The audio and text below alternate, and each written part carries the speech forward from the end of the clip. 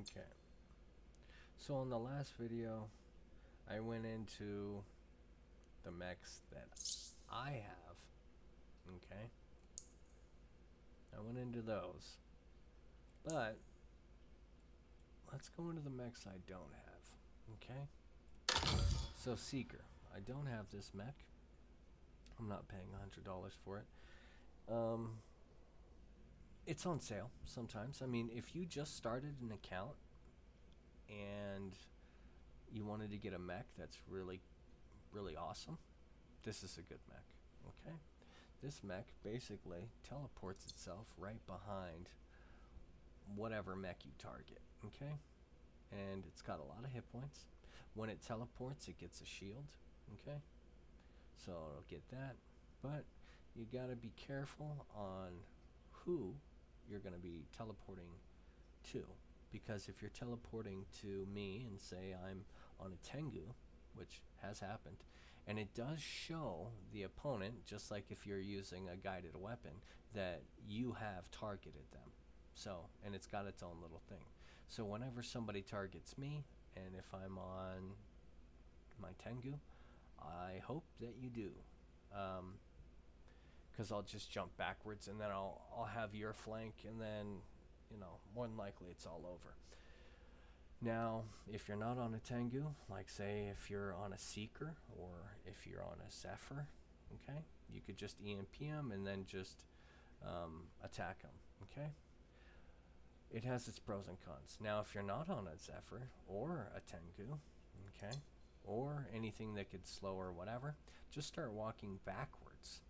And then it will, if you're not a slow mech, if you're a fairly fast mech, then the Seeker will pop up in front of you, and then at least you can't stop them, but you can at least have its flank do more damage.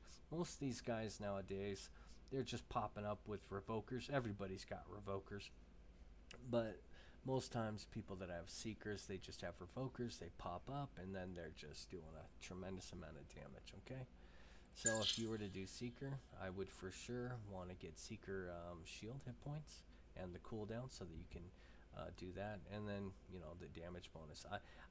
I would just, if I was to do the Seeker, I would just invest pretty much everything for its abilities, because its ability is what makes it so nasty. Okay. But definitely the Seeker shield hit points, so that when you get there, you're not actually taking hit point damage. This is definitely a mech that is really awesome. It has its pros and its cons, and I already went into them, but its pros definitely outweigh its cons. Pick your targets and crush your enemies. Okay. Outlaw, don't have this one. Basically makes it just sets the person on cooldown and makes them reload. Pretty nasty, I guess. I had a guy that was doing this on me, and I had beam weapons, so I pretty much, it was just a pain in the butt. These guys, kind of more just like a pain in the butt. I put them in the bracket of like Cheetah and Zephyr, just because they're kind of irritating. I have not played with it. I have played against it. They have they have a lot of hit points, and they have 32. So, and they're not that fast, but they have their pros and their cons. I don't know if people use this end game, but a cooldown, it has its element, I guess. You know what I mean? So it wouldn't work for revokers. It wouldn't work for certain things, but for some it'd be really great. Let's see here. Lace Wing, pretty awesome, especially with if you're jumping up in the air. I think if you want to watch somebody who's really good with it, Kax, Kax Gaming, is a community. I'm subbed to him, and he plays very well with Lacewing. He uses let's see here. He uses sniper weapons. He also uses shields with it as shield breakers. He uses Tetris on it, and he just crushes people with it. I'm glad that I haven't bumped into him, because he's really good with Lacewing and using Tetris. Anyway, so Tetra, if you want to get a mech that can jump, then definitely want to get Lace Wing. Okay, let's see here. Redox.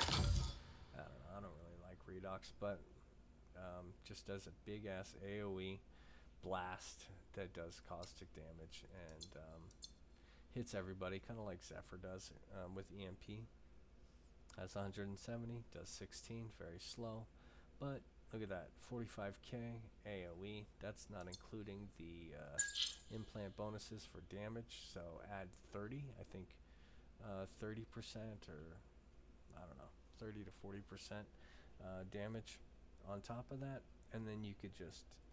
And it's got an 8-second cooldown.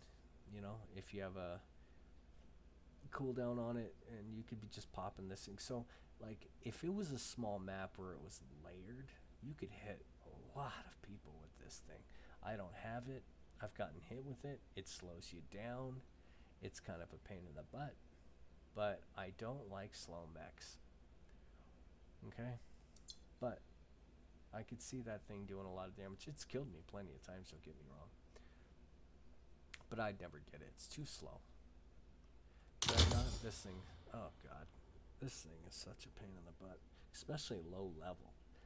I mean, higher level, it's still... I could still see this thing doing, doing really good. I could see it in endgame. But lower levels, oh my God, this thing is a beast. It just one-shot things with its ability. It's insane. So it does a lot of damage. Most of them I'm going up against, they just bought it. So wipeout damage, 42. Okay. And 42 is a lot, and it's an AoE. Cooldown's not that bad. 22, it's not tremendously slow. No, it's faster than a Redox. Okay. It's got a lot of hit points. Its ability EMPs you, does damage to you, and if it kills you, then it goes faster. Okay, so I have, I think the last tournament I was in, because I was only doing my 4K hangers, doing achievements. It was not uncommon where a dreadnought would come through and just use its ability and just kill everything over and over and over again. It's insane. And its ability cooldown is reset. Yeah. So it's basically just going around and just ability wipe out every single thing there was. It was, and they haven't fixed this where, so I'd be up on a ledge up here and it'd be down here. It would use its ability and it'd hit me way up here. And I'm like, okay, that's crazy. So there's certain things to it that just make it, I don't know. Polarium kind of does that. They put out something and then they don't really modify certain things of where it makes sense. But anyways, if you want to get a mech and you're new, definitely look into him. Bolton, I put him in the bracket of irritating. Basically can just thunderstorm you. It just puts a bolt of lightning above you and it just keeps shocking you on your head. Just imagine God hated you like and you were just this little peon and Zeus was just like, alright, lightning, lightning, lightning, lightning, lightning. Are you almost dead yet? Lightning, lightning. So yeah, that's what this thing does. Pain in the butt, has a lot of hit points, max 32. Not tremendously slow or fast. Okay. Ability duration and cooldown 12 seconds if you put your maxed out, take out 40% or 30% or whatever it is. So you could just, I don't know if you could keep doing it to the same person, but I know that I have got killed. And it goes through walls with this thing. It's just a range thing. They're just a pain in the butt. So if you were a Volti and you saw somebody in the back end that was hiding and you're like, oh, you can die now, and just pop that thing on it, you just kill them. So you just damage, damage radius. I didn't even realize that it did a damage radius. So if a Volti does something to me and I'm near my buddies, it'll actually damage all of them. Wow. Okay, so the duration. Jeez, look at this. $40 each, man. That's crazy. Anyway, so yeah, this thing is a pain in the butt. It does a lot of damage. I've played it mostly in early stages with my lower hangers, and they're just a pain in the butt. Mimicker, he's pretty cool, you know. So if you see a stealth unit, you could just steal their thing. If you see a healer unit, you could just start doing healing. It just steals stuff. Um, it's pretty cool. Kind of reminds me of like I forget what transformer that kind of looks like, but with a little eyeball that moves like that. But anyways, speed super fast. 32, 176. Most times with this guy, he's confused me a couple of times before I got hip to playing versus him.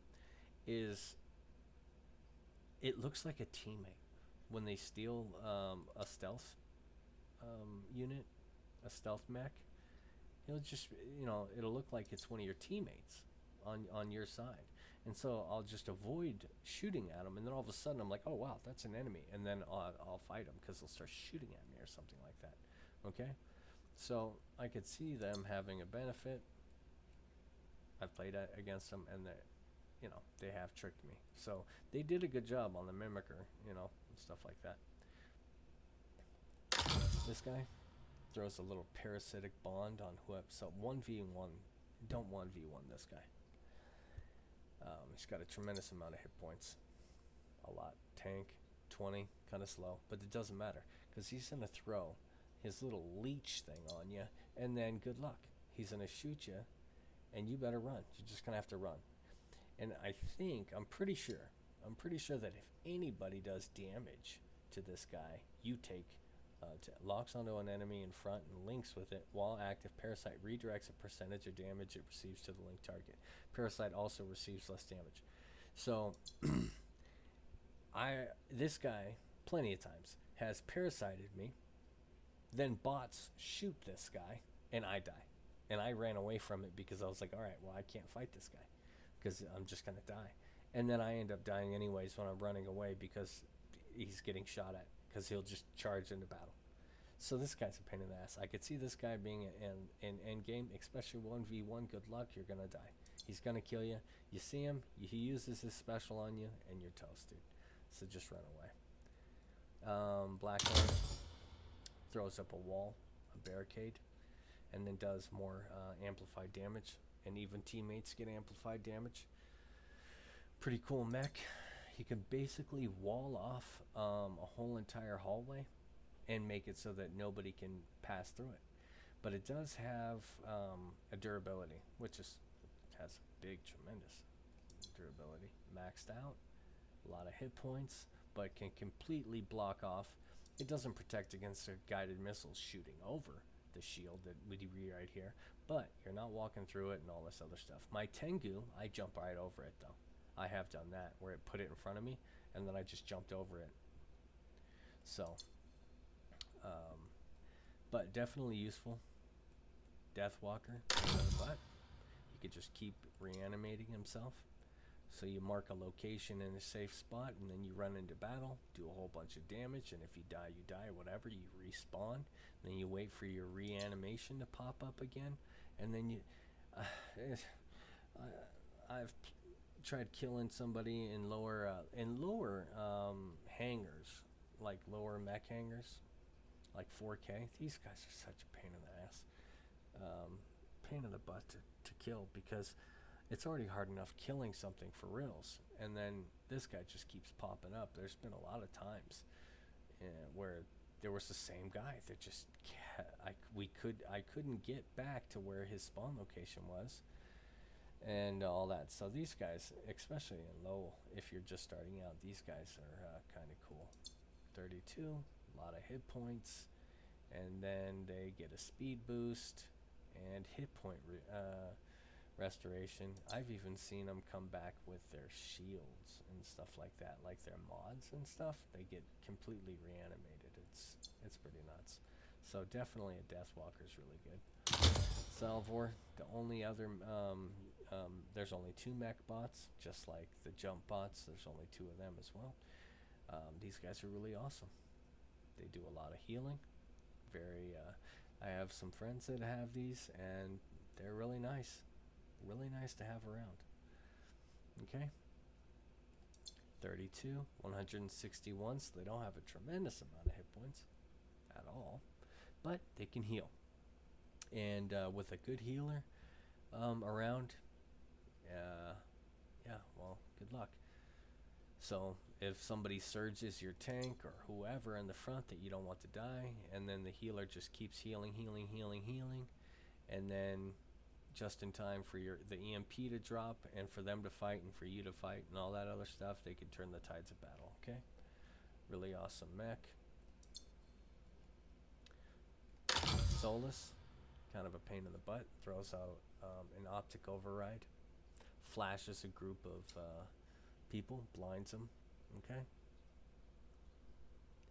there has been a lot of times if I see this guy and I'm in close quarters contact and I have, say, ember guns or fragment guns or a shotgun, and they're shooting me, there's going to be a red line that says where you're getting shot from in the direction of, and I'll just shoot in that direction.